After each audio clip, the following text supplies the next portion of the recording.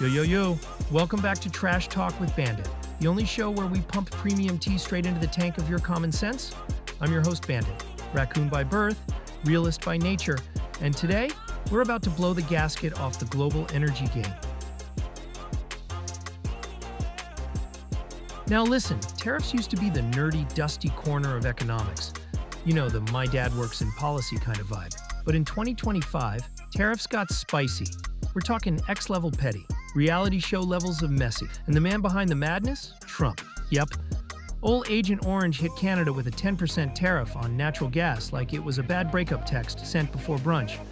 And surprise, surprise, Canada's not here to play the sidekick anymore. Canada hit the US with the classic "it's not me, it's you," then ghosted the whole energy relationship and slid into Europe and Asia's DMs like, "Hey big head, why?" Because Prime Minister Mark Carney basically said, "We're done playing backseat to the US in this ride-or-die energy game."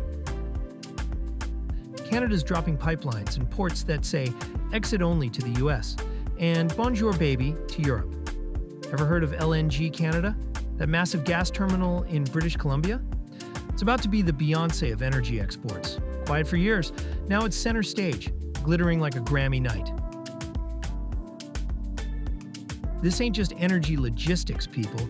This is economic rebranding. Canada said, "We're no longer your plug, fam." And Trump, in his ever-erratic breakfast, lunch, supper policy cycle, walked right into the trap he built himself. Let me ask you this. How you gonna try to flex power by cutting off your plug when you ain't got a backup charger? Now, enter Qatar. Pulling up in the Gulf Stream, not just playing the game, but rewriting the rules. They're doubling production from 77 million metric tons to a thick 142 million by 2030. That's not growth. That's a hostile takeover in a three-piece suit. Germany? Signed. Other EU countries? Queuing like it's Black Friday at a gas station. And what does this mean? Qatar is Europe's new fuel boo. But of course, there's always drama. European lawmakers are trying to throw in new sustainability rules, and Qatar's like, "Y'all need to calm down before we take our gas and go home."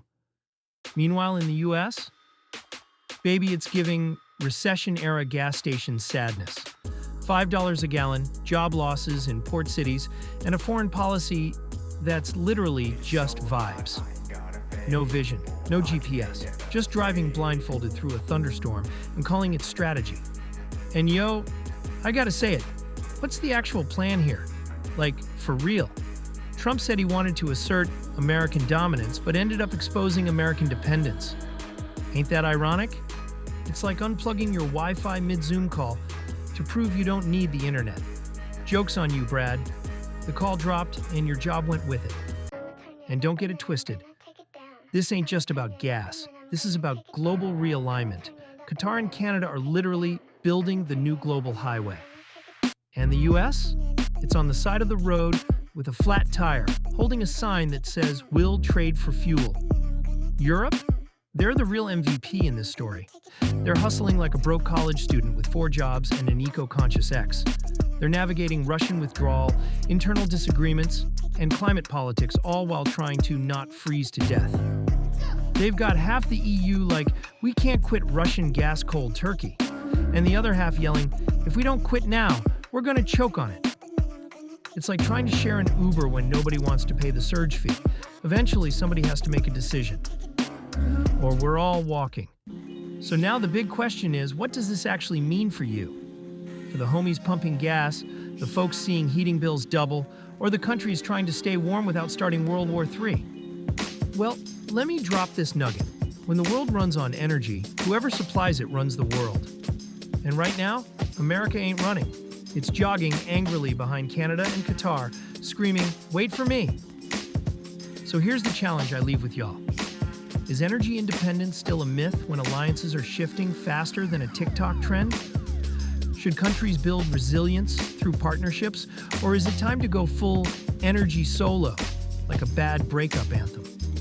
And finally, if you had to choose your gas daddy, would it be Canada, Qatar, or Uncle Sam who forgot to pay the heating bill? Drop your hot takes in the comments. And hey, if your gas tank is empty but your brain is full, Smash that like, subscribe, and ring the bell so you never miss the next pit stop with your boy Bandit. Until next time, keep your engines tuned and your nonsense levels low. Peace out.